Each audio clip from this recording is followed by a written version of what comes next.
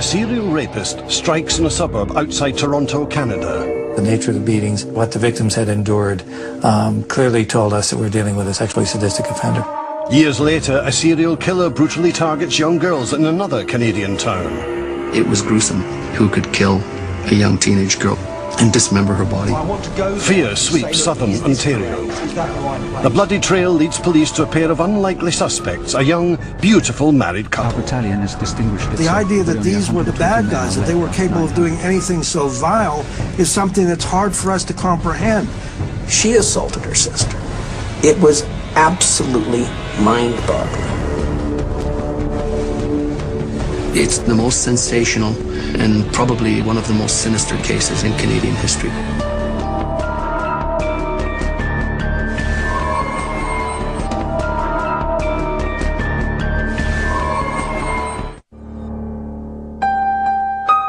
Saturday the 29th of June 1991, at a quiet recreational area near the town of St. Catharines in Ontario, Canada, some fishermen made a horrifying discovery.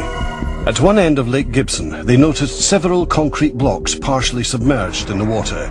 They took a closer look and were shocked to find what appeared to be pieces of human flesh protruding from the cracks. Niagara Regional Police searched the murky waters for more evidence.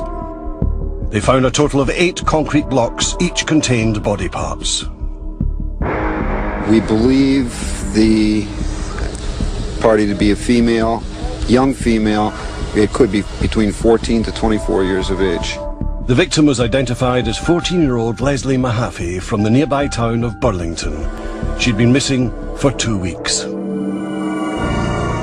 The same day her body was found, a young couple exchanged wedding vows 16 miles away in the quaint town of Niagara-on-the-Lake.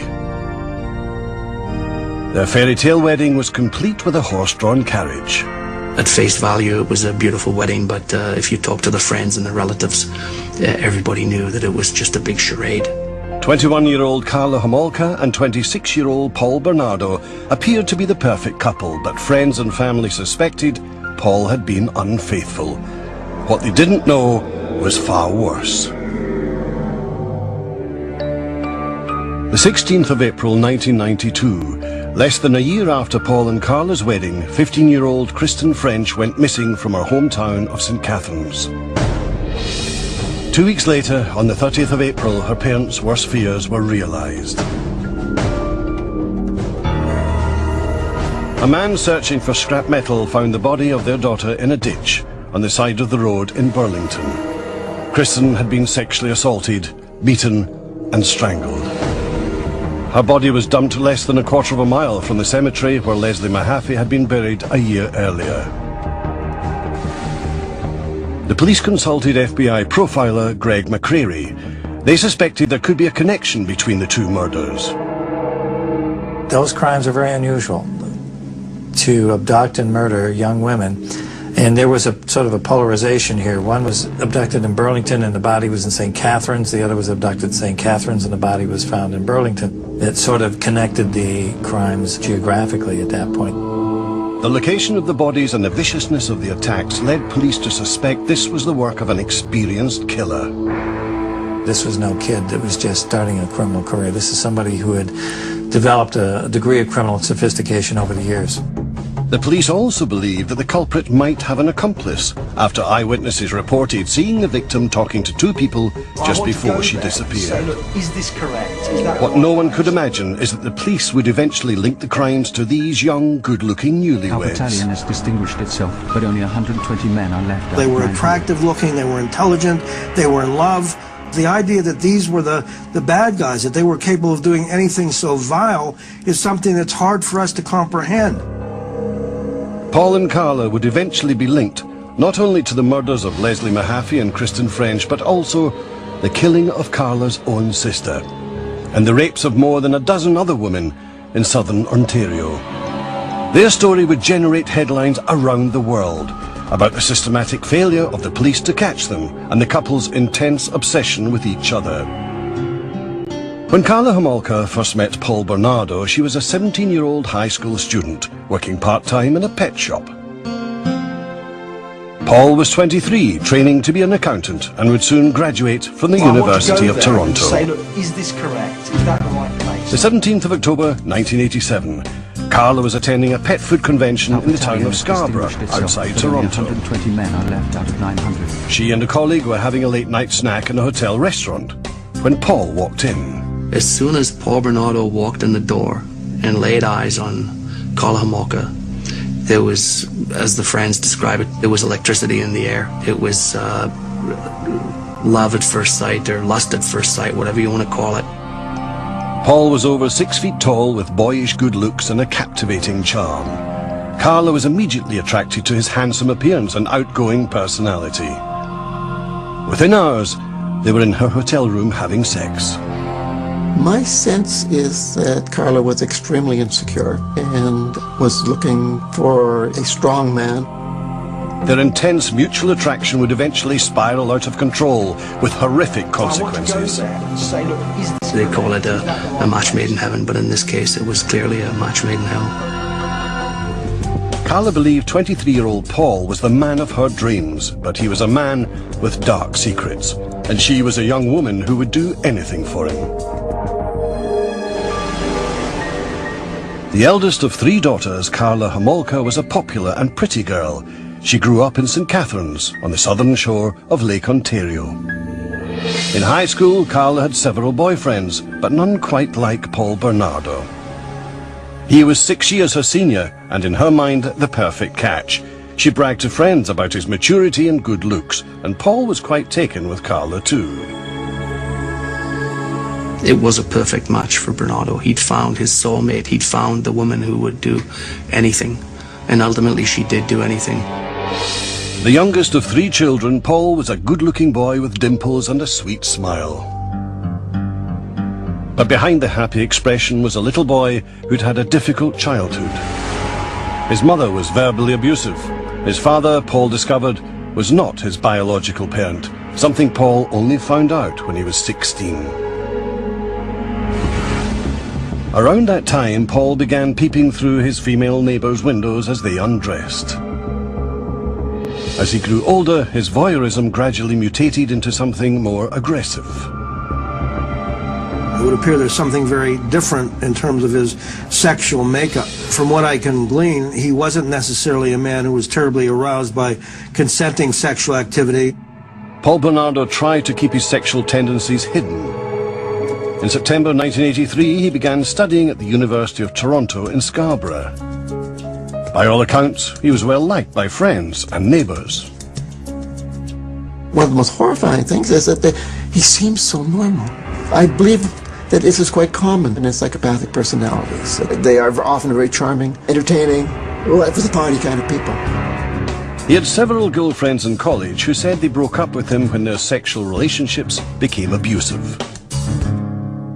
He'd become fixated almost on violence towards women and on conquering women, on going to discos and bars and getting them and having sex with them and getting them to do whatever he wanted. In the spring of 1988, a sexual predator was roaming the streets of Scarborough. By May, there'd been 7 attacks on women. We're supposed to warn women not to travel alone at night. The attacker would grab women as they got off a bus or walked through a park, pulling them behind bushes where he'd sexually assault them. At first, these attacks consisted of groping, but over a 13-month period, the assaults grew more violent. The media dubbed the attacker the Scarborough Rapist. His victims were forced to perform intercourse, oral sex and sodomy, and were sometimes beaten. Everybody knew about the Scarborough Rapist. Everybody was on their guard. And it was a nightmare for many young women. And it was a real nightmare for the women who unfortunately happened to be pounced on by him. The Metropolitan Toronto Police Department took statements from the victims. But they couldn't get an accurate description. The women had been attacked from behind and couldn't see the rapist's face clearly. All they could say was that he was young and good-looking with light-coloured hair. Police found another common characteristic among the attacks. The attacker forced his victims to call themselves degrading names such as slut. Nobody had a clue who the Scarborough rapist was. The Toronto police were working diligently on the case. They'd taken as many as, I believe, 100 DNA samples from potential suspects. In the autumn of 1988, the Toronto police called in FBI profiler Greg McCreary to assist in the search for the Scarborough rapist. Over the next several months, McCreary analysed police reports and was able to link 4 more attacks to the Scarborough rapist, bringing the total up to 11.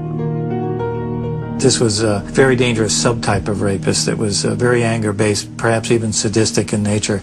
They're rare, but they're very, very dangerous offenders. McCreary's concerns grew as the assaults became more serious. Not only were these women being brutalized, but we felt we're on the verge of perhaps this thing moving over the line into homicide, and that's what had everybody's attention. When one sees a serial rapist, there is a high probability that they're being driven by a sexual drive that's been misdirected, and that they are going to continue to be driven in that fashion unless we intervene through catching them. Special Agent McCreary developed a profile of the person he thought police should be looking for. We felt this was more of a high-functioning, intelligent, psychopathic, sexually sadistic sort of offender. And he lives in the Scarborough area in a dependent situation, probably with family members. Early 20s, has a violent relationship with women, even women that he's in a relationship with. When Paul Bernardo and Karla Homolka first met in the autumn of 1987, there had already been 3 attacks linked to the Scarborough rapist. Karla never suspected the man she was falling in love with was linked to these brutal crimes. I want to go there and say, look, is this correct? At first, Paul Bernardo showered her with flowers, with gifts, and treated her really well. He was a considerate person. He was a considerate lover. He was a nice guy. And she flaunted him something fierce. Paul and Karla's relationship quickly intensified, both physically and emotionally. Over the next 18 months, Paul drove to St. Catharines to visit Karla several times a week, an 80-mile trip. Our family adored him and weren't concerned by their 6-year age difference. Like 19-year-old Karla, her parents thought Paul was a great catch. In the spring of 1989, Karla graduated from high school. By autumn that year, Karla was telling friends that Paul had been verbally abusing her, but she was always quick to forgive him. That December, Paul and Karla took a romantic trip to Niagara Falls. There he asked her to marry him. She eagerly accepted. To her parents, he seemed like an excellent choice of husband. He was good looking, he had ambitions to be a rap singer. He'd been trained as an accountant, had a degree from the University of Toronto. Certainly he had all the credentials to be a dream son-in-law. They planned to marry in the spring of 1991. On the 29th of May 1990, police released a composite sketch of the Scarborough rapist to the media. The composite sketch came out about the time we were doing the profile. One of the victims got a pretty good look. When the sketch was publicized, friends of Paul Bernardo were stunned by what they saw. Paul Bernardo's best friends had in fact contacted Toronto police and said, this artist's concept is a ringer for Paul Bernardo.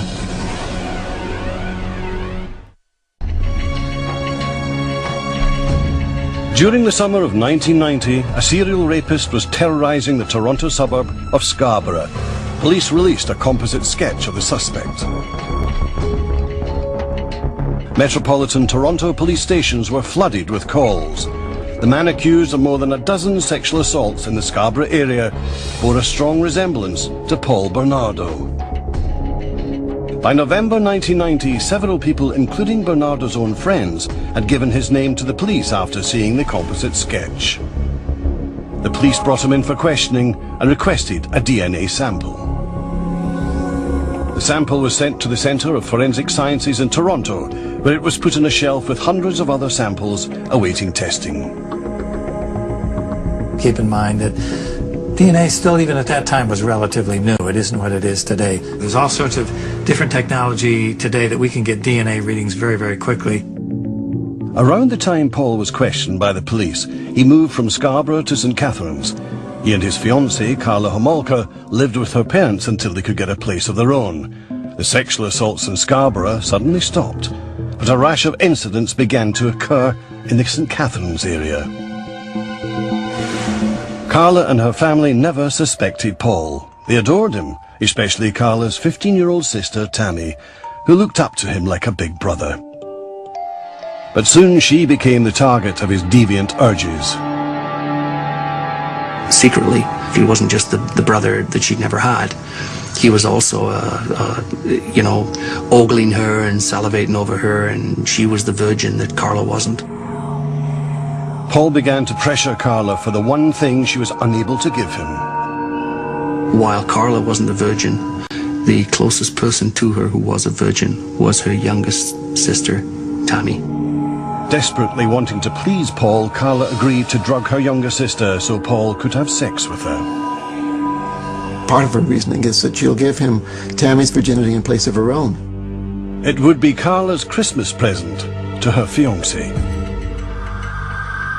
The 23rd of December 1990, after the rest of the Homolka family had gone to bed, Paul and Karla invited Tammy to stay up and have a few cocktails. Tammy didn't know that her drinks had been laced with sleeping pills purchased by Karla.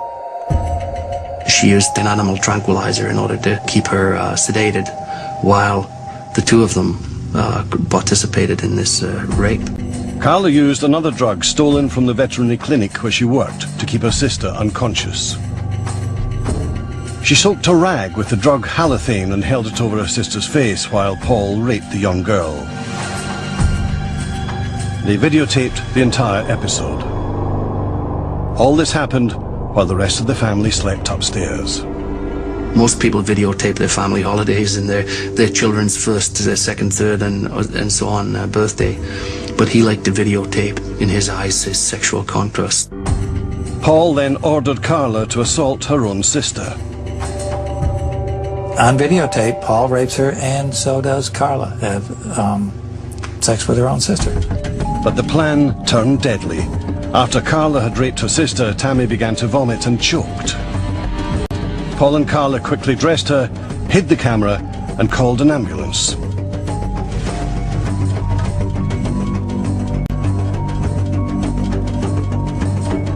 When paramedics arrived, the couple said they tried to revive Tammy after she'd passed out from drinking. Tammy was taken to the hospital, where in the early hours of Christmas Eve, she was pronounced dead. It never crossed anybody's mind that her own sister had participated in the killing. Although doctors found a mysterious burn mark on Tammy's face where Karla had held the halothane-soaked rag, they concluded that she died of natural causes. Paul and Karla claimed the mark was a rug burn caused by their attempt to revive Tammy. Karla's parents viewed the death of the youngest child as a tragic accident, something that could happen to any teenager. Everybody kind of took it at face value, so to speak, and wow, accidental death. Kids do drugs, kids drink. How unfortunate, how tragic. A month later, Karla and Paul moved out of the Homolka house and into their own home. They moved into this two-story bungalow in Port Dalhousie, a small town near St. Catharines. From the outside, they appeared to be a perfect couple, but behind closed doors, Paul began to turn his aggression on Karla. He teased Karla that he was the Scarborough rapist and began physically abusing her. Any thoughts Karla had of leaving Paul were diminished by her insecurities and fear that he would tell her parents about her involvement in Tammy's death. In this particular case, we have a man who is a serial rapist who meets up with a woman who ultimately ends up participating in further acts of sexual abuse, and ones that are even far more serious. Paul Bernardo had given a DNA sample to the police more than 2 months earlier, but it still hadn't been tested. Anytime offenders come into contact with the police and they don't end up in handcuffs, they're emboldened. They think they're better, smarter than the police. The 15th of June, 1991. 2 weeks before Karla's dream wedding, Paul woke her in the middle of the night with a surprise. A young girl, 14-year-old Leslie Mahaffey. He'd abducted Leslie from her own backyard, luring the teenager into his car with a cigarette.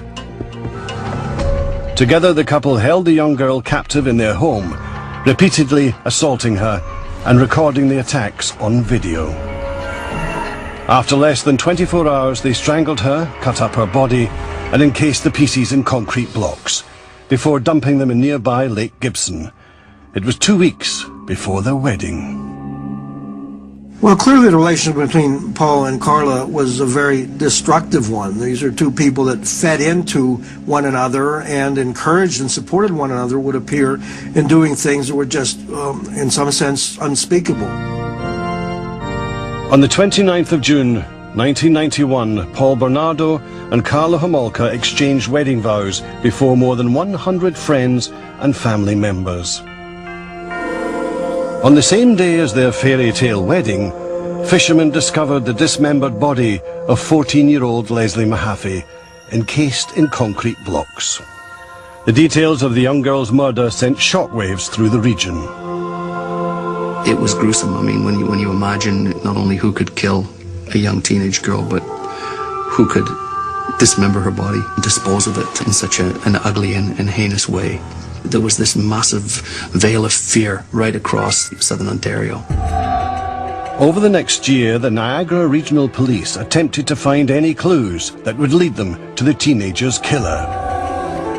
They called in FBI profiler Greg McCreary to assist with the investigation. McCreary had been asked to help with the Scarborough rapist case more than 2 years earlier. But he had no reason to believe those rapes were connected to the murder of Leslie Mahaffey. Nor did Toronto police make the connection to the rash of incidents in St. Catharines, so that information was not brought to McCreary's attention. I wish I had made that connection. I had no idea there were other rapes going on up there at the time either. Had I known that, I don't know, maybe that would have clicked for me. While the Niagara Regional Police searched for Leslie's murderer, Karla Homolka settled into her role as a wife. But she soon found that marriage had not quenched her new husband's thirst for virgins. In fact, Paul's deviant sexual demands escalated. After they were married, Paul demanded that Karla get some of her sister, Tammy's best friends, around to the house because he wanted to drug them in the same way that they drugged Tammy. Over the next year, Karla enticed several young girls into their home. The newlyweds drugged and sexually assaulted them. But unlike Karla's sister, Tammy, these girls survived, regaining consciousness with no memory of the assaults. Some of the attacks were videotaped. He was obsessed with making himself into a star. It was very important for him to keep trophies or mementos that would confirm how successful he had been on these occasions. With Karla's knowledge, Paul continued to stalk women throughout the Niagara region. On the 16th of April 1992, Paul and Karla went for an afternoon drive with the intent of bringing home a new sex slave. They were only a few miles from their own house when they spotted 15-year-old Kristen French walking home from school. They pulled into a church car park and waited for the girl to pass. Karla was sitting in the passenger seat of Paul's Nissan, and she said to Kristen French, "Excuse me, could you help us with directions?" And she had a map out, and poor Kristen had no idea what was about to happen to her. The couple shoved Kristen into their car and drove the short distance back to their Port Dalhousie home. It wasn't long before Kristen French was reported missing. Local police began to investigate. We have no doubt from eyewitnesses that Kristen was abducted from that parking lot. Witnesses told police they'd seen the girl with 2 people in the church car park. They also reported seeing the 3 drive away in a beige Camaro. In response to public fear about an attacker on the prowl, the Niagara Regional Police put together a team of investigators called the Green Ribbon Task Force. They examined eyewitness accounts about a beige Camaro and contacted Special Agent Greg McCreary. It was a big hunt for this beige Camaro. Eyewitnesses were rock solid about seeing this beige Camaro. Police did not know at the time that this was a false lead. Paul Bernardo drove a gold Nissan. It's always a dilemma for law enforcement because we know eyewitness identification. It's been shown time and time again to be faulty. But you've got people witnessing the abduction and describing the car. You've got to go look for that car. The media began to link the disappearance of Kristen French to that of Leslie Mahaffey 1 year earlier. I'd been a reporter for maybe 15 years at the time, and all of my instinct, all of my experience told me that this was really bad, that this was going to be a major, major story. Kristen's father appeared at a press conference, offering words of hope to his only daughter, should she be watching. We want to know that we are thinking of you and that everything can be done is being done. And we'll get you back real quick. Greg McCreary developed a profile of the suspect. I described him as being a white male in his late 20s, probably with a history of sexually violent crimes, a history of domestic violence. He would beat his domestic partners. Based on eyewitness reports that there were 2 offenders, McCreary hoped that he could get through to one of them. If we can drive a wedge in between them, there's likely to be a falling out, and we would like to very much be able to facilitate that. Paul and Karla kept Kristen French for several days, raping and beating her. They videotaped the assaults to add to their collection. Finally, they strangled her.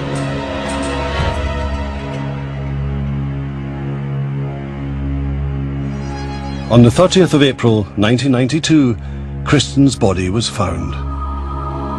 Paul Bernardo had left the body of the St. Catherine's teenager more than 30 miles away, in the neighbouring town of Burlington. Her body was discovered in a ditch near the cemetery where Leslie Mahaffey was buried. The authorities attempted to link the 2 cases, while local media fed the public's hunger.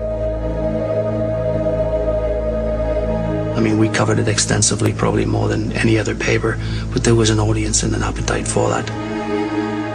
As the hunt for a possible serial killer monopolized the news, Paul and Karla's relationship became even more violent. In January 1993, Paul beat Karla so severely that she sought treatment in an emergency room. Around the same time, the DNA samples collected more than 2 years earlier in the Scarborough rapist case were finally processed. After sorting through hundreds of samples, Paul Bernardo was identified as the man responsible for the Scarborough rapes. He was now living 18 miles away in Port Dalhousie, where Kristen French and Leslie Mahaffey had been murdered. That was a moment where I was both excited and frustrated. They had identified Paul Bernardo now as being the Scarborough rapist, and then he had moved into this area and became prime suspect, I mean #1 suspect in this case. Bernardo had originally been identified and questioned based on a composite sketch of the Scarborough rapist more than 2 years earlier. At that time, he'd also given a DNA sample. I think he was more brazen and more aggressive than ever, thinking that for whatever reason he'd beaten the system. After investigators connected the cases, reporter Alan Cairns got the police tip of a lifetime. The guy said, pull your Scarborough rapist files. And I remember, no, it's the Kristen French murder. And Leslie Mahaffey murder, he said, pull your Scarborough rapist files. It's the same guy. And I was stunned. Huge, huge story.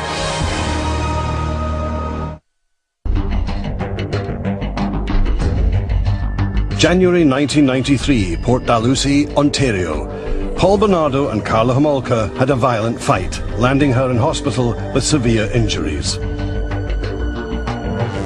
Paul had attacked Karla with a torch, leaving her with 2 black eyes, a broken rib and severe bruising. After less than 2 years of marriage, she decided to move out.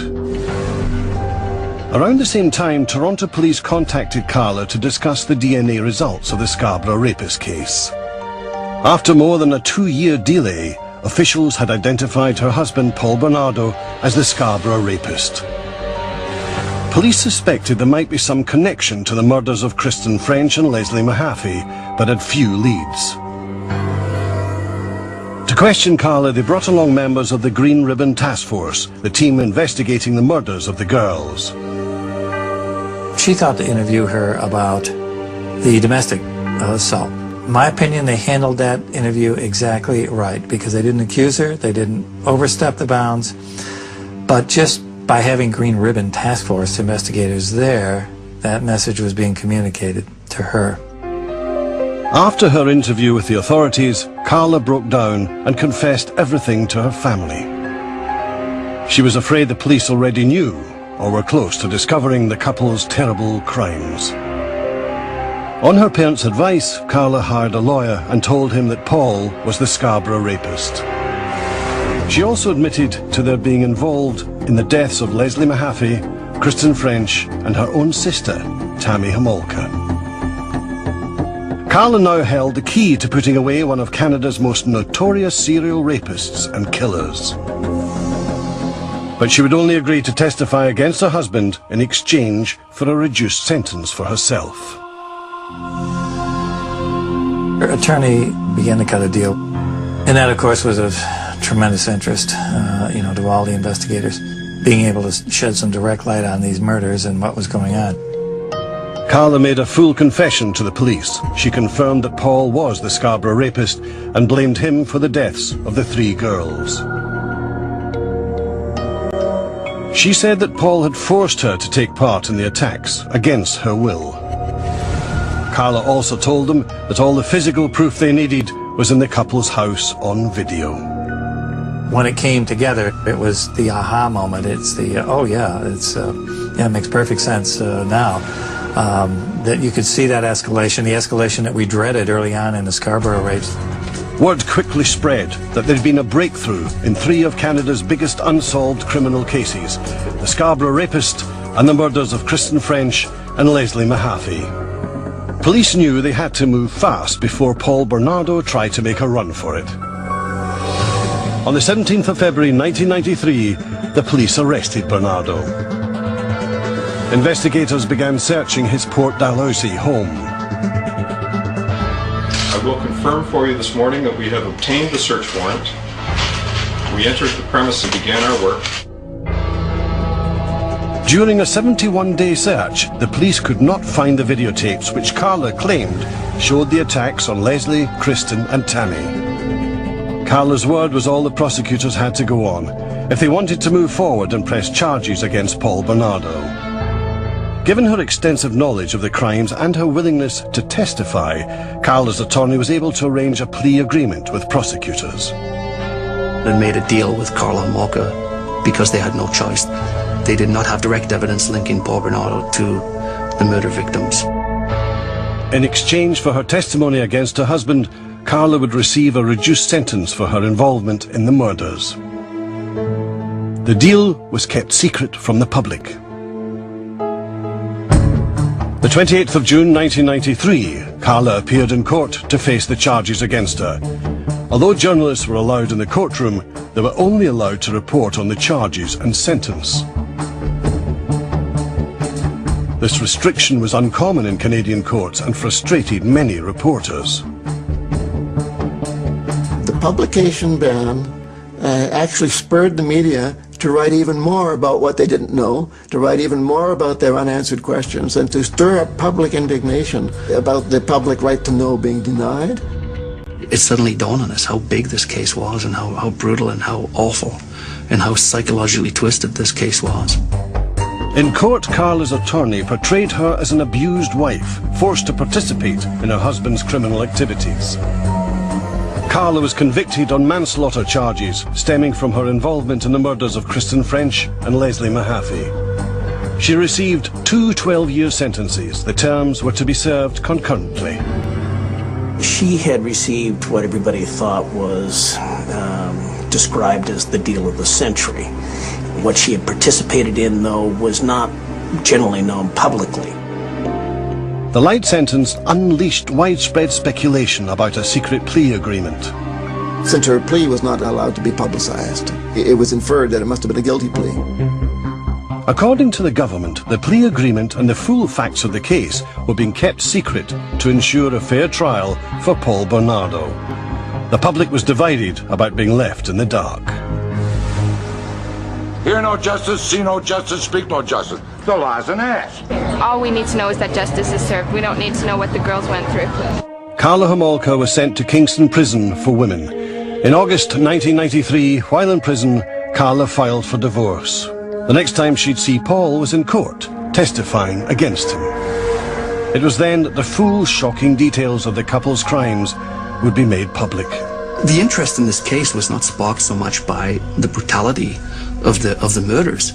It was essentially fed by disbelief that such an attractive man and such a beautiful young girl could team up and be involved in something so bad. I mean, the Americans coined them Ken and Barbie, and you know, there was something to be said about that. Ken and Barbie's darkest secrets would soon be revealed when the couple's missing videotapes finally surfaced.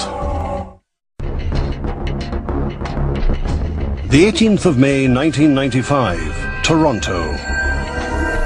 Day one of the trial of Paul Bernardo, one of the most anticipated murder trials in Canadian history. People queued for blocks to try and get a seat inside. Scarborough native Paul Bernardo pleaded not guilty to 9 charges in connection with the deaths of Leslie Mahaffey and Kristen French, including kidnapping, unlawful confinement, aggravated sexual assault, and murder. His now ex-wife, Karla Homolka, was already serving time in prison for her role in the crimes. After agreeing to testify against Paul, Karla was serving a 12-year sentence. Inside the courtroom, the day began with some powerful new evidence for prosecutors. 6 videotapes found in the couple's home. That was the first time that they had direct evidence against not only Paul Bernardo but Karla Homolka. Much to the court's surprise, the tapes revealed a very different version of events. Karla had misled the authorities about her involvement in the crimes. On the videos, she was seen fully participating in the attacks. Had the tapes surfaced earlier, they could have affected her infamous plea deal. The tapes were crucial evidence. They were the smoking gun. On one tape, Karla was seen raping her own sister. She assaulted her sister, captured on videotape. The idea that one sister would offer up a younger sister as some sort of a present without a gun being held to their head seems bizarre in the extreme. It was absolutely mind-boggling. In court, the defense maintained that any crimes committed by Bernardo stopped short of murder. We had this sort of history to work on, that all of his sexual assaults, the women had lived. It was only when he was in this very close interaction with Karla that they didn't. Paul Bernardo insisted right from the beginning, and I'm sure does to this day, that he was not the killer and that Karla was. On the 19th of June 1995, Karla Homolka went to court to testify against her ex-husband. She told the court that she was a victim and that Bernardo was the mastermind behind all 3 murders. On cross-examination, the defense played the videotapes, which showed Karla's active participation in the assaults. She used battered spouse syndrome as her explanation, a claim sharply disputed by Paul's attorney. I'm not suggesting for a moment that she was not abused by him. What I'm saying is that she could not be classified as a person suffering from a battered spouse syndrome. I think in battered spouse syndrome that we're talking about people having tremendous psychological abuse. As I see it, she was more of an accomplice in these horrible crimes than a victim of these crimes. Paul Bernardo's trial lasted nearly 4 months. In an effort to spare the families more grief, the judge allowed the jury to see the graphic videotapes, while the public was only allowed to hear the audio. Professionally speaking, I was disappointed that we didn't see the tapes. Personally speaking, I'm glad we didn't see the tapes. The audio revealed Paul Bernardo's modus operandi as used in the Scarborough rape cases. He got them to repeat over and over and over again that they'll do anything he wanted, that he's the king. After hearing the testimony of 86 witnesses, the jury of 8 men and 4 women deliberated for 8 hours before reaching their verdict. The 1st of September 1995, 31-year-old Paul Bernardo was found guilty of all 9 charges against him, including 2 counts of first-degree murder for killing 15-year-old Kristen French and 14-year-old Leslie Mahaffey. The parents of both girls were pleased that Bernardo was behind bars, but their nightmare wasn't over. Only the trial is over. Leslie is still not coming home. Paul Bernardo was sentenced to life in prison with eligibility for parole in 25 years. After his conviction, he confessed to the manslaughter of Karla's younger sister Tammy and the sexual assaults of 14 other women in the Scarborough area. Those admissions led the judge to declare him a dangerous offender, meaning he'll probably spend the rest of his life in jail without chance of parole. The controversy sort of rages around, was Karla given too light a sentence? Did she get off on this thing, so to speak, get off way too lightly? And that's certainly the opinion of a lot of folks, that she is. I have my concern that she may be more psychopathic than Paul. Even though Karla Homolka had misled the authorities about her role in the assaults, prosecutors decided not to challenge the plea agreement. The decision, they said, was final. I'm not a lawyer, but as I understand the law, once the deal was cut in Canada, they had to honor the deal. Karla's plea deal became known as one of the worst in Canadian history. The media dubbed it the deal with the devil. The controversy surrounding Paul Bernardo and Karla Homolka's crimes did not end with the verdicts. The following year, the Ontario court released the results of a 6-month inquiry into the police's handling of the Paul Bernardo case. They concluded that the investigation was hampered by numerous errors and that Bernardo fell through the cracks simply by moving from one community to another. Since the inquiry, Canadian authorities have implemented a new system for tracking serial predators. Their goal is to improve communication between police departments. On the 4th of July 2005, 35-year-old Karla was released from prison, having served 12 years behind bars. Although she'd served her full sentence, many felt that was not long enough, given the role she'd played in the crimes. My personal feeling is she got off light. I think that she has more culpability for this than she was punished for. But she's out, and so all we can do now is hope that she doesn't harm anyone else. Unable to comfortably return to her hometown of St. Catharines, Karla Homolka decided to start again in French-speaking Montreal. She could come out in Quebec, basically an unknown person, and she could get on with her life and become a normal person, and that's exactly what she's tried to do. Karla says she still has nightmares about the girls and feels remorse for what she did. She should be scrutinized. She shouldn't just be allowed to, ride off into the sunset. In February 2007, less than 2 years after her release from prison, Karla Homolka gave birth to a baby boy. Karla Homolka has a tough life ahead. How do you deal with what happened there? And how on earth is she going to break it to her child? What happened? She's out there in the community, and so we all, not only for her sake, but for all of our sakes, have to hope that she's going to do well. From my perspective, she had served her sentence. It was she's entitled to be released, and she's entitled to go about her life as best she can, and that's the way the system is. Would I want her living next door? No.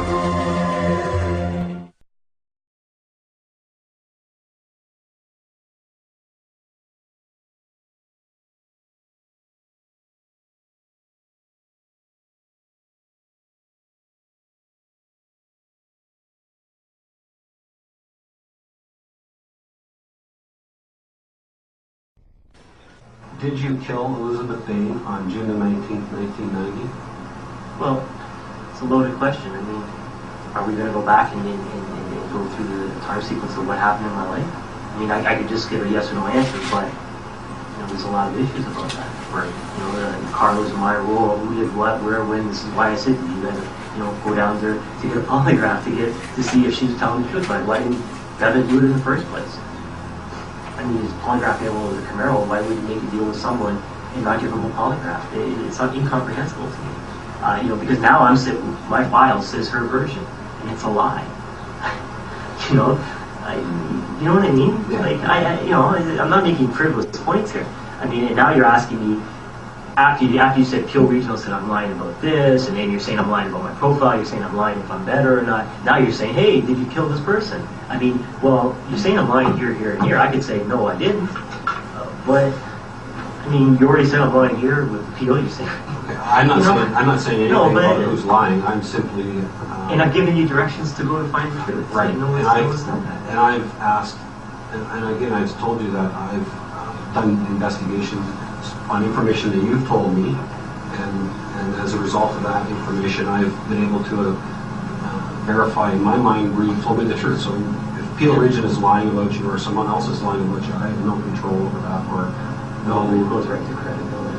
Well, absolutely it does, and that's, I guess, the easy way that is to, if we can go through, we'll answer the questions, and yes, I hope to be able to go through some timeline to identify where you were, what you were doing specifically in relation to this case. Anyways, I know I'm giving you guys a hard time about certain things, but I mean, really, I'm a human being, and when you guys do all these things, I've got to, I'll try and truncate it a little bit more, but anyways, the answer to that is no, but the 800-pound gorilla in the room that's a life 25 sentence, It really comes down to credibility, and not only credibility, but then again, timeline. I mean, between what Karla's and my roles were respectively, and this and that. There was points here. I mean, and now you're asking me, after you said Peel Regional said I'm lying about this, and then you're saying I'm lying about my profile, you're saying I'm lying if I'm better or not. Now you're saying, hey, did you kill this person? I mean, well, you're saying I'm lying here, here, and here. I could say, no, I didn't.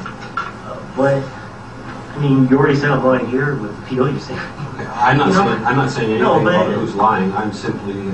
And I've given you directions to go to find the truth. Right. And I've asked, and again, I've told you that I've done investigations on information that you've told me, and as a result of that information, I've been able to verify in my mind where you told me the truth. So if Peel Region is lying about you or someone else is lying about you, I have no control over that, or no. It goes right to credibility.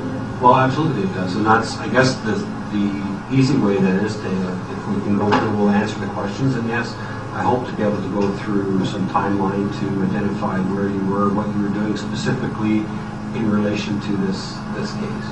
Anyways, I know I'm giving you guys a hard time about certain things, but I mean, really, I'm a human being, and when you guys do all these things, I've got to, I'll try and truncate it a little bit more, but anyways, the answer to that is no, but the 800-pound gorilla in the room that's a life 25 sentence, It really comes down to credibility, and not only credibility, but then again, timeline. I mean, between what Karla's and my roles were respectively, and this and that. He used to make me kneel on the floor in the middle of the bedroom, and I used to stare straight ahead, and he would walk around me in circles and kick me. And I wasn't allowed to look, so I wouldn't know when it was coming. Well, he raped her when I was there, and I think he made me leave twice. Why did he make you leave? I don't know. And now that I look back, I think how stupid. I mean, I should have gone to the police from day one.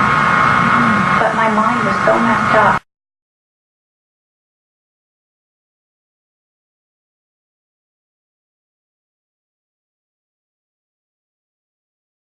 Tonight, The Sun says the convicted murderer, using the name Leanne Teal, gave birth to a 7-pound baby last Saturday at St. Mary's Hospital in Montreal. Apparently, the 36-year-old Homolka and the baby's father took their newborn back to their home on Montreal's South Shore on Monday. Tonight, Homolka's lawyer and her sister are denying the story.